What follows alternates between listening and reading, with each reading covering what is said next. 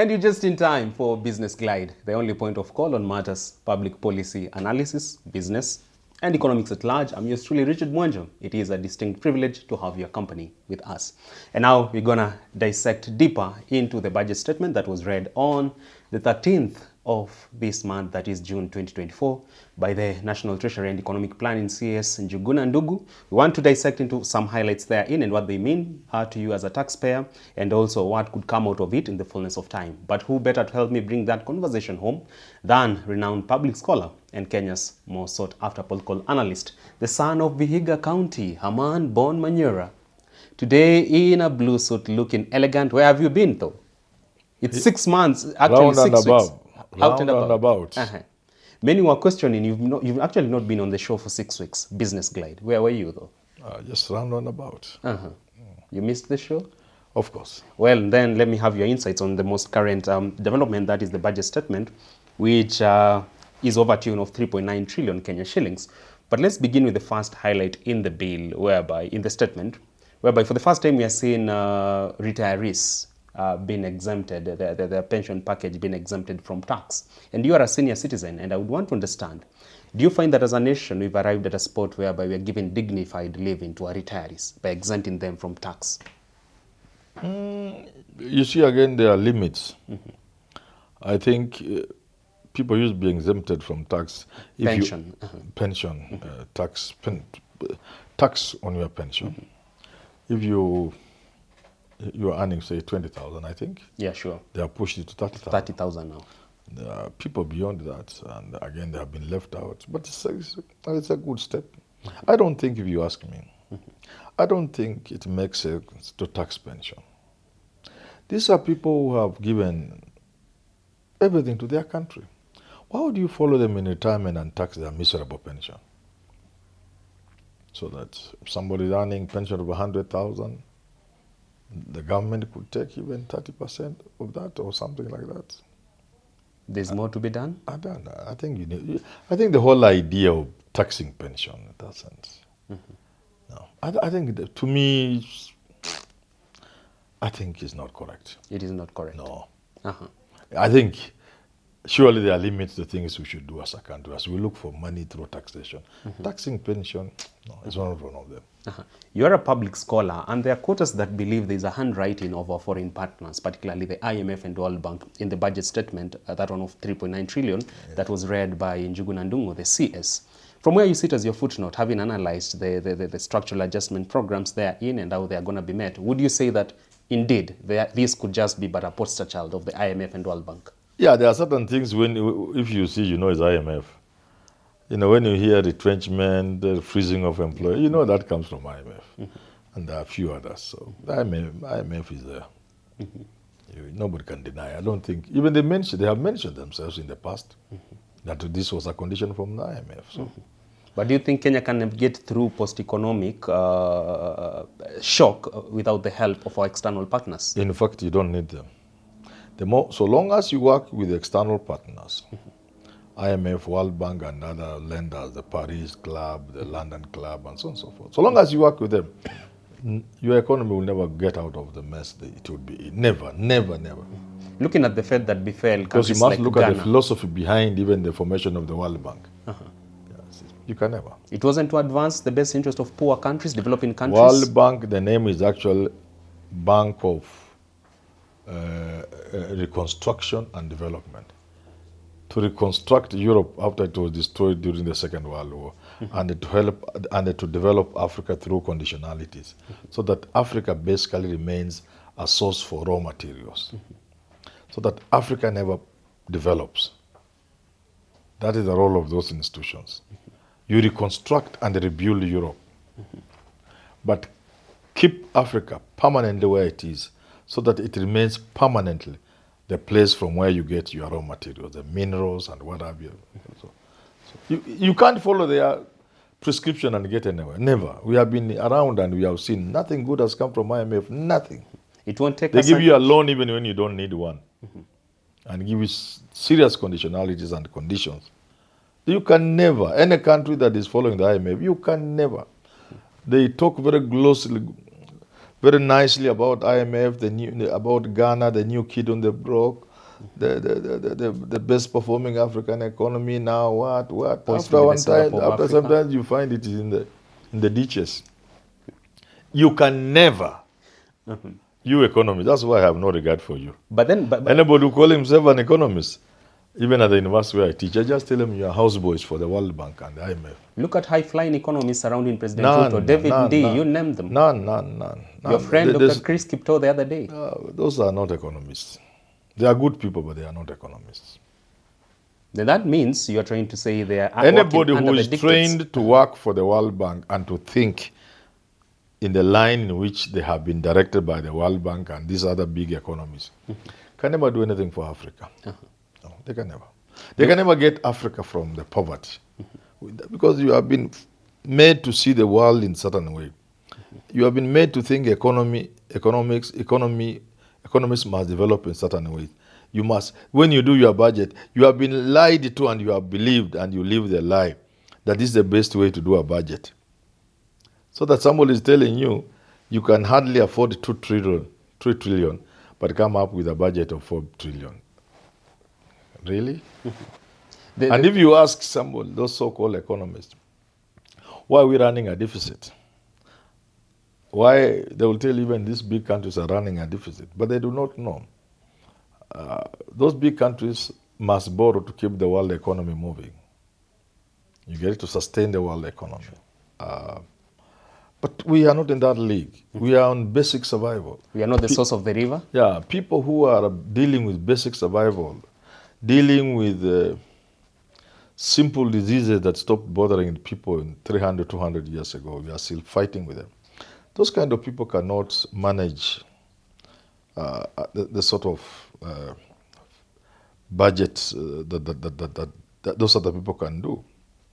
You know, a country can borrow not because it needs that money, because it is borrowing that sustains the world economy. The world order. Governments can do certain things in their physical, whatever, so that the businessmen in that country, manufacturers and whatever, we can continue having business. You see, government can even put in a budget so many dollars to buy off all excess grains to deal with gluts.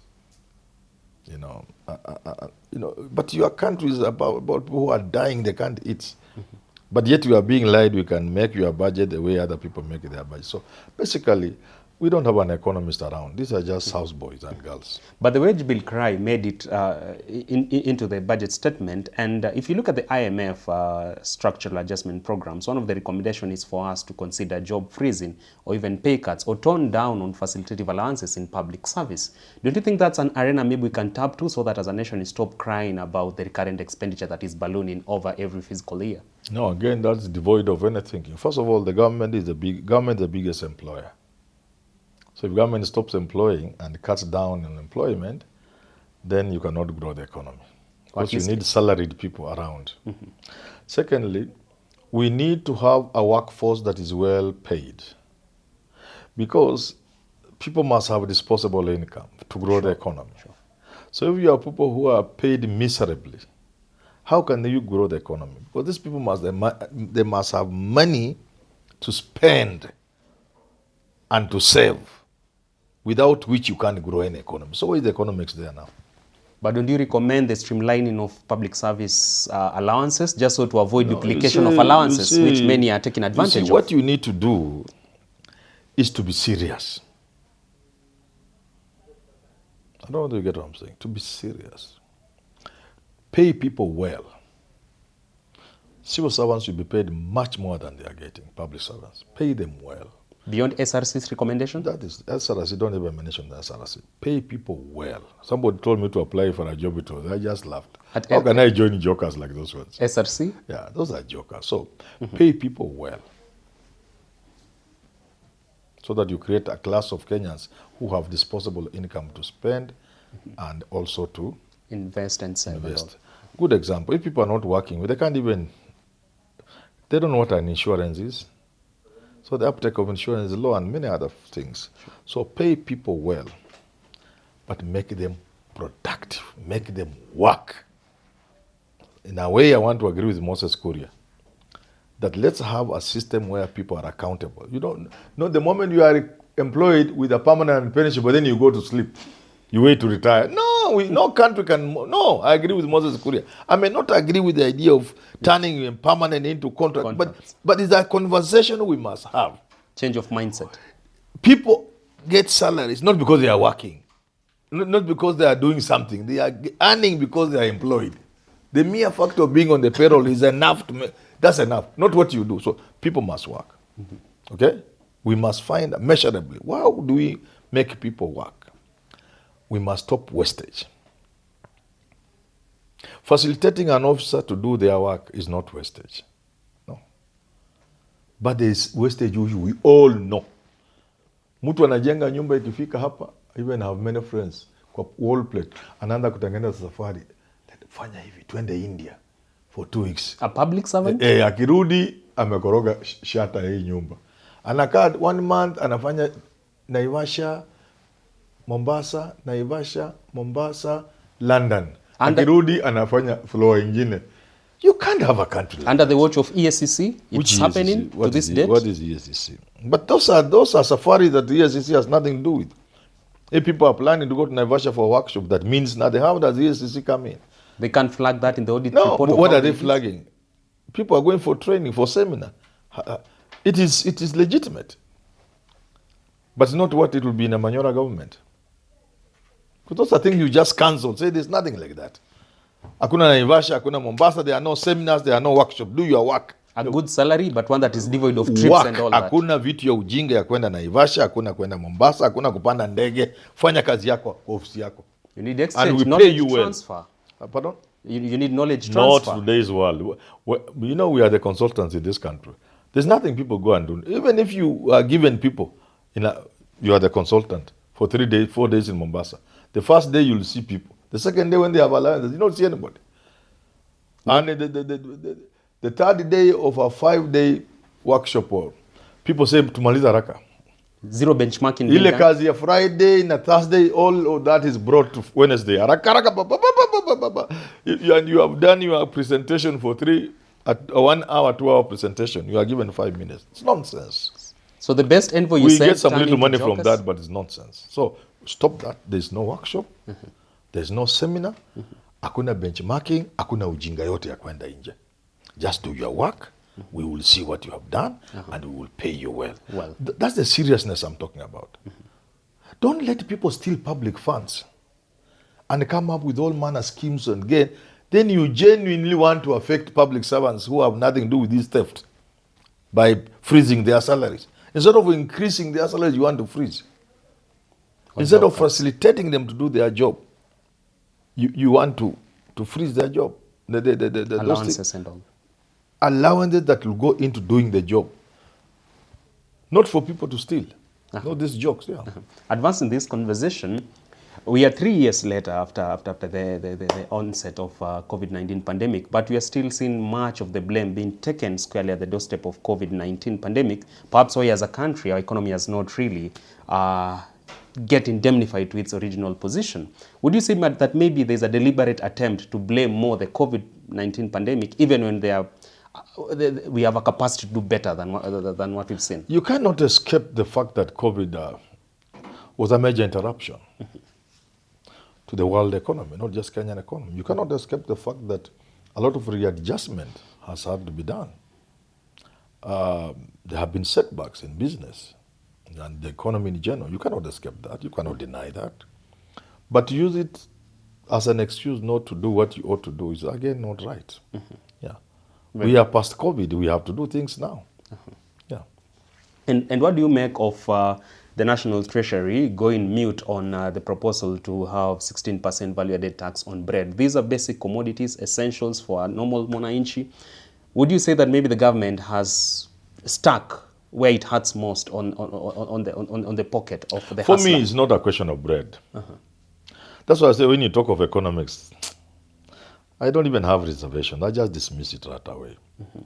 You see, one principle about taxation is that you must know who you are getting the money from. The principle of equity. Yeah? From those who have more, get more. And for those who have less, get less. so that you balance. So to me, VAT is the most irrational tax because it does not discriminate. Tax must discriminate in terms of let us take from you more than from him because you earn more. But VAT, you get from a Mamamboga the same amount of money you get from somebody who lives in Karen. But the argument from Kuria Kimani, MP for Molo, has been that you cannot allow 20% of the country to pay taxes for the 80%, the remaining 80%. Perhaps why introduction Then we should also not allow the same 20% to own 90% of 95% of the wealth of this country. Did they say so? Fair game. Yeah, fair game. Let's start from there. Yeah, fair game. We cannot allow a small percentage of Kenyans to own all the property in this country. Then we shall also not tax them more than the poor. Let's start from the first. If you people own 10, 15, 20% of you at most, own 90% of what we have in this country, then it's just natural that we will ask you to pay more. It's just simple. So VAT, and to me it's not about VAT on fuel or VAT on bread. This VAT, the idea of the concept of VAT is a primitive concept. Irrational. It's irrational. It doesn't make sense. It can cause a disaster. These are some of the things that bring revolutions in countries. Because you must feel.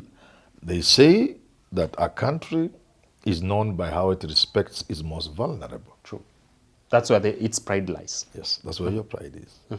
So if you step down on people, Mamambogas and the rest of these people, through VAT that doesn't discriminate, then where's your greatness as a country? You are not great. But then again, how do You're just a cabal of criminals. Out there to take advantage of the poor? Yeah.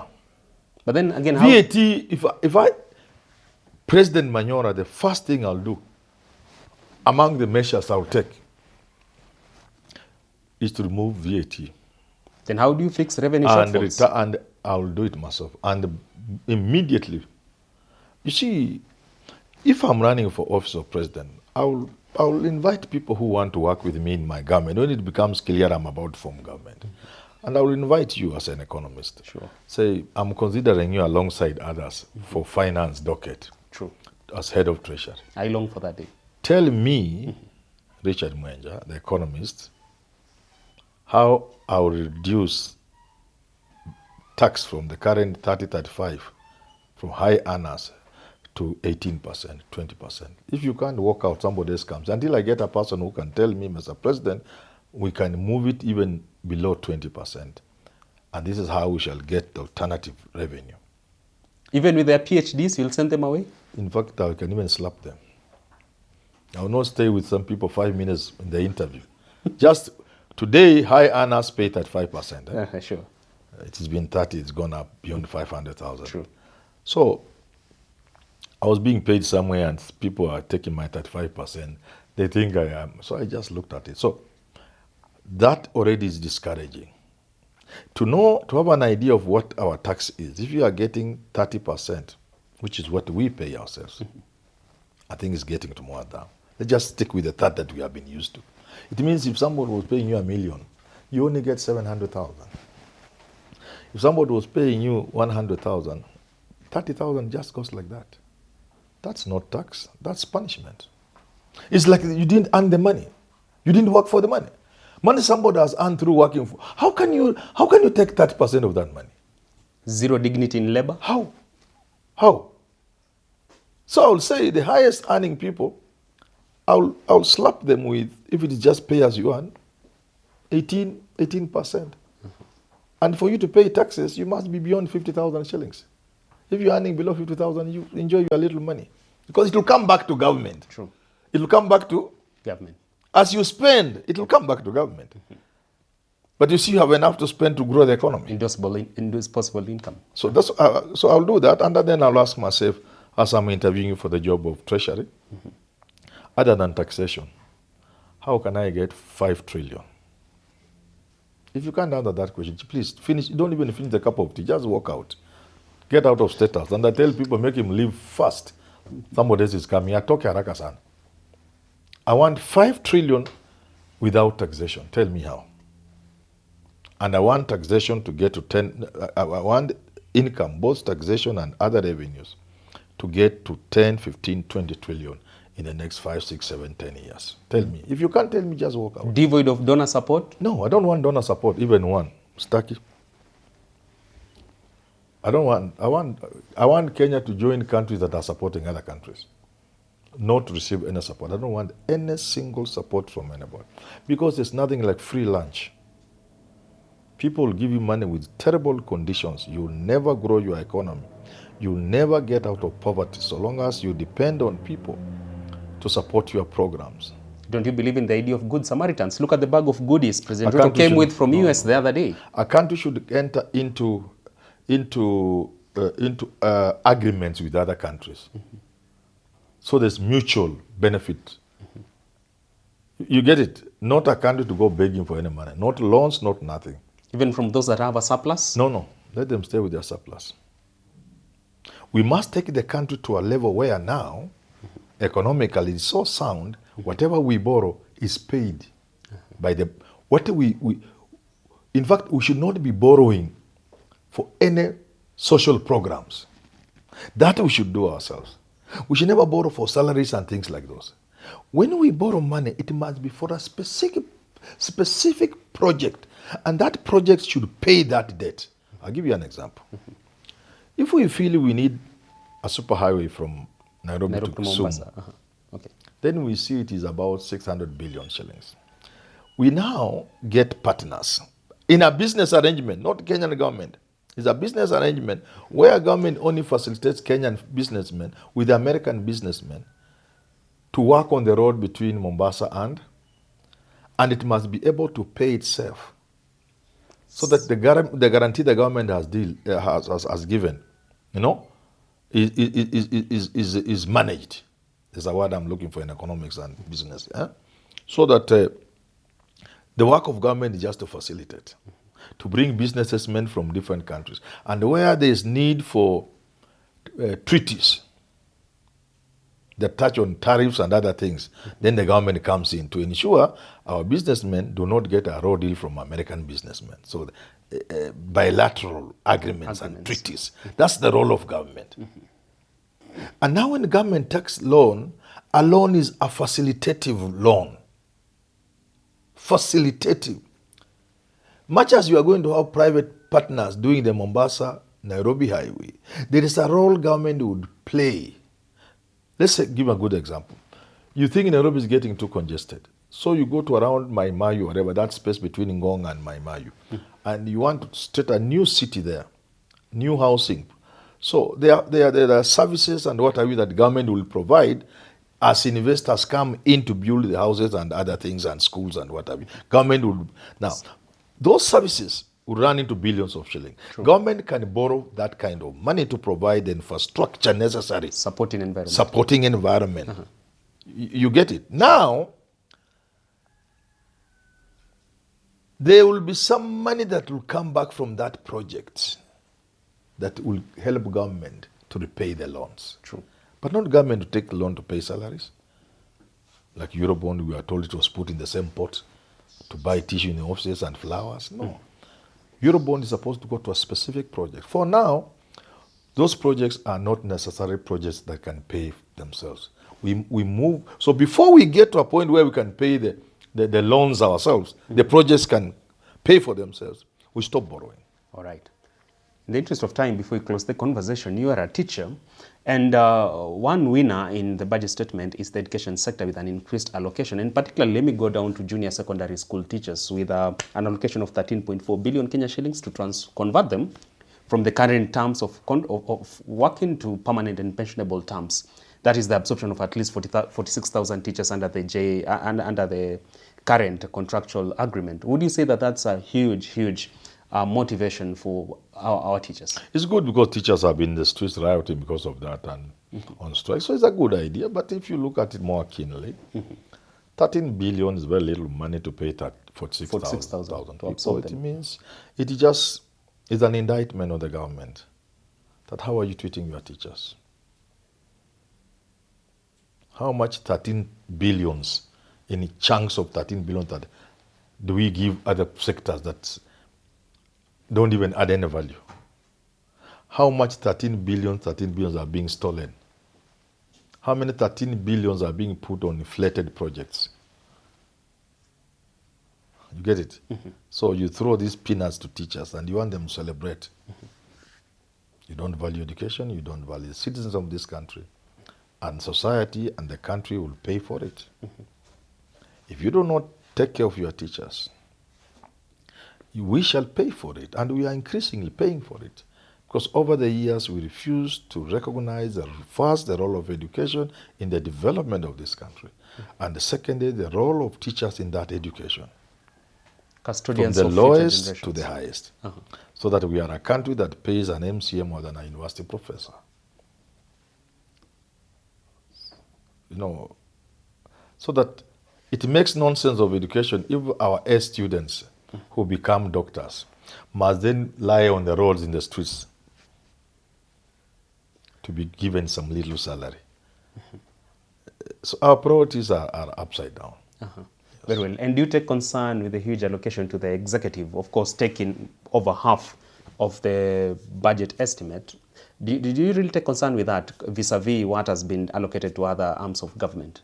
Yeah, we need to balance the little we have, and people need to make sacrifices. Yeah, because if I'm the president, I don't think there are certain things I will not do.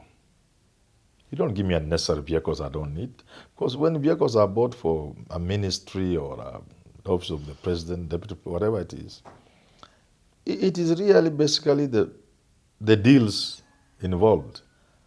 Because then the more vehicles they buy, the more money they make from the deals. And it's not the president, it's not the deputy president. So if I'm the president, I just cut it. I just use the vehicles I need. Yeah. The Finance Bill of 2024, of course, is now supposed to raise revenue to facilitate the expenditure that was there in the budget statement. And let me ask you, looking at the resettlement from majority taxpayers and also the civic action we experience in people calling out their members of parliament to strike down the Finance Bill of 2024, do you think our MPs this time round are likely to have that Damascus moment and at least best advance the interest of the taxpayer? I doubt. Why do you say so? You know, history can also tell us things. Our MPs are held captive by the executive. So long as the president would want this bill to pass, it will just pass. They're held captive at what price? You know, small little goodies, even a photo session with the president, an appearance at State House, grinning like sheep. But more substantively, even that CDF was to make sure the MPs of this parliament are beholden to the president, because it's unconstitutional. The High Court has said, the Court of Appeal has said, the Supreme Court has said. But the real employer to the MP is the voter. The executive went ahead and gave the CDF to MPs. That is, they can now kneel for the executive.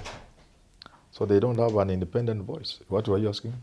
But the real employer to the MPs are the voters. The voters also are not quite in a position to deal with these MPs.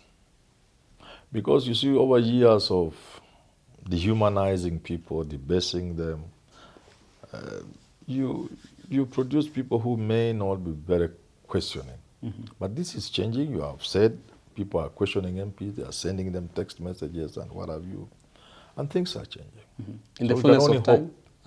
Yeah, we can only hope that a more enlightened citizenry, a more educated citizenry, a more informed citizenry will have these things changed. If this trend goes on, the fullness of time, do you see a revolution happening in our lifetime? If the leadership of the country continues to ignore, like Parliament is ignoring what people are saying, if they continue to ignore, they are inviting a revolution, and it will come.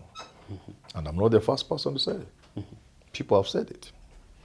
Looking at how technical, this budget for financial year 2024-2025 appeared from the speech of Njuguna Ndung'u, CS Treasury, would you say it somewhat has the tenets that will take us to be the Singapore of Africa in the near future? Nothing. This budget is a manifestation of laziness and criminal intent. It is not a people-centered budget? No. There's no budget in the first place. It is lazy because, like I've told you, We make budgets in the manner we have been told this is how budgets are made over the years. We will never question some things. Must we, if in the process of budget making and estimates and whatever, must we always put these things there? There are things there which even a kid can see and say, this is rubbish, why is it there? And it's causing deficit. It is not an authentic idea? Yeah, I laughed when David Indy was explaining something about there was need for I don't know how many dollars. That gap of, I think, $1 million in which is reserve. about a billion, which is about then 100 billion shillings. That's this was a gap in the budget, so you had to borrow. Why don't they just look in the budget and remove things worth 100 billion that are not necessary? You see that thinking? There's a World Bank thinking. Because there's 100 billion required in the budget, you don't have it. So you go and take auction the people of Kenya, auction the children who are not even born. Yet the easiest thing would be to look at the budget and say, hii kweli hii, tukitoa hii, what will happen? Nothing. 10 billion. Hii tukitoa 5 billion. Na hii 18 billion. They don't go in that direction because that's how they have been wired. That's how they are wired. That's how they have been trained. Working under the dictates of Western powers? Yes, that thinking. No, it's not even dictates. It's the education they have received to make them view a budget making process in a certain. So that's what I'm calling laziness. The criminal aspect is where we heavily finance those areas from where it is easy to follow the money and eat. That's why you can't pay teachers well, because you can't follow somebody's salary and eat. That would be budgeted That's why we corruption. can't pay health workers like doctors and nurses and the rest clinical staff as well, because once you have given money to somebody's salary for salaries of doctors, you can't follow it to go and eat. So you put it in a dam. Then you follow it and take it. But isn't that budgeted corruption? That's what I'm saying. I've said it's laziness and criminality.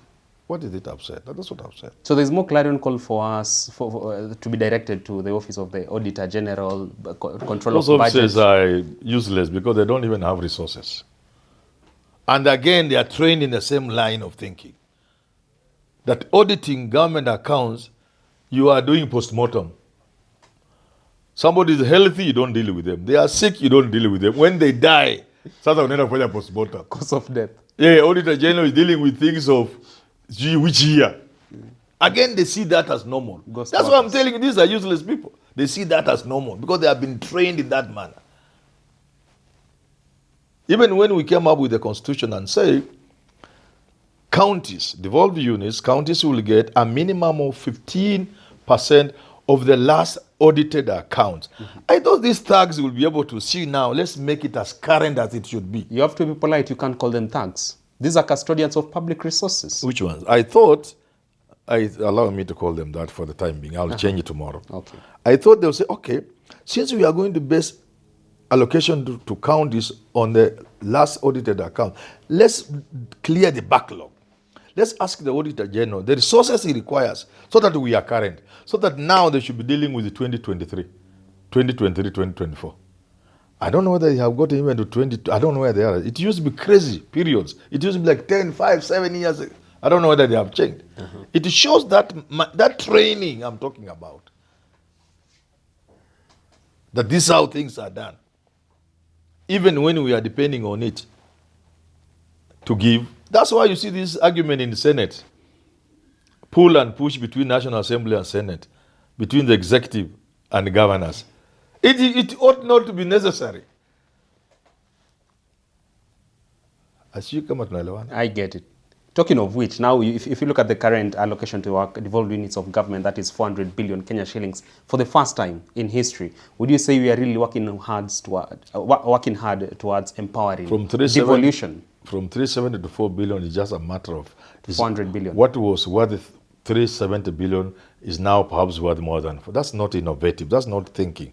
That's not something to clap hands for anybody. Empowering devolution. The question you must ask yourself, if you read the Constitution clearly, a clear reading of the Constitution will tell you this argument of money to counties does not arise. Because apart from one or two ministries like finance, defense, foreign affairs, there is no ministry or government department that can execute its mandate and function in Nairobi. All government functions will be executed in the village. Now we are talking about the villager. In the village. And since money follows functions, the debate about giving money to counties, it shouldn't be there. In fact, what should be happening today, ministries that are not devolved will be getting county governments to implement their projects. So that on top of the minimum 15% revenue, the counties will be having a lot of revenue from other ministries that are not devolved. Because those functions, let's take education. To what extent can education be implemented from Nairobi? It's not a devolved function. But what can you do in Nairobi? What will you be doing in Nairobi about education? Apart from paying teachers? There's nothing. All the work is on the ground. So, if what government should be doing, not giving MPs money in CDF and bursaries or stupid things like those, what the government should be doing is, this year, we want to improve infrastructure in schools to this level, at this cost. So that 70 billion shillings for infrastructure, classroom and the rest, experts on the ground have identified the need of Vihiga County in terms of classrooms. So for this year, out of the 70 billion, Vihiga County is receiving 5 billion. It is given to the county to implement, build those classrooms with the supervision, with the professional input from line ministries, the experts from the ministries, with the supervision of the national government, because it is their money. So there should be no argument and debate about money going to counties. All functions of government can only be implemented in the village. You get what I'm saying? I get it. It is for that reason that the Constitution had this provision which people don't seem to understand. Which is? That any level of government, national government and county government, can surrender their function to either level. National government can surrender its function to the county government and vice versa, or even aspects of the same. It is because the framers of the Constitution knew you cannot implement this Constitution in terms of government functions and development in Nairobi. Nairobi too need foreign affairs, defense and finance. All other ministries, agriculture, whether they are devolved or not, can only be implemented in the village. And there should be no debate and pull and push and hustling and haggling over how much a county should get. In fact, county should be getting so much money, they should have a problem handling that money. Because most of it will be money from the national government for national government projects that can only be implemented by the county governments to avoid duplication and wastage. Yeah. Very lastly, for President William Ruto, when it comes to his legacy, would you say there's need for his heart to quake looking at the resentment leveled against Finance Bill of 2024? If the successive ones, the next three before the next election, are going to follow this trend, is there a need for him to be worried? Maybe not. I've always said, when you look at what government is doing, and by extension, that is President William Ruto, you wonder whether, no, you don't, it doesn't make sense. So I'm left wondering, there must be something that Ruto knows we don't know. Really? And I've said this thing before, and people don't understand. I say, maybe come a few years from now, we will be looking for Ruto to shake his hand. Like we did for Kibaki? Yeah. Maybe by then he will have transformed this country. It is possible the leader can see what we are not seeing. We are seeing the pain. But maybe there's something he knows we don't know. So we can only pray that he's given enough time by getting another term in 2027. No, you cannot go there. Have you been paid? Have you been sponsored? Maybe. Did you see me with such a shirt before? But this is an independent media house. Yeah, but I can be paid. Every man has a price. On a serious note, what I'm saying is, when you look at what this government is doing, it doesn't add up, it doesn't make sense, it is tyranny on the people, then you must stop and pause. When something is so outrageous, there could be something you are missing. And that's something I'm saying. Maybe the president knows what we don't know. And for that reason, we could be looking for the president to shake his hand. And in 2027, he may get a landslide. He could surpass the late President He could Kibaki surprise and be yeah, the of best course. CEO Kenya Of has course. ever had. Yes. Because what is going on doesn't make sense. It's outrageous. And for something as outrageous like this, there must be something we are missing out. I want to give the president benefit of doubt. I want to join Kenya that will get surprised and be happy and look for him to shake his hand. A second shot at wheelbarrow movement in 2027. Yes. It is not far-fetched. Prepare yourself. Watu utakata miti. Yes. Until next time on Business Glide, do enjoy the rest of your win. For Herman Manyora, thank you for honoring my invitation. Thank you too. But we cannot go without remembering our fan of the week today. It is none other than Marion Iriuku, HR professional here in Nairobi. Marion Iriuku. Thank you very much, Marion Iriuku, for being part of this team. We are indeed very grateful. Well, asante sana. Advance this conversation beyond here at Mwenja Richard on X and on TikTok as well, at H Manyora on TikTok and on X as well. We wait to see your feedback, but until then, do enjoy your day.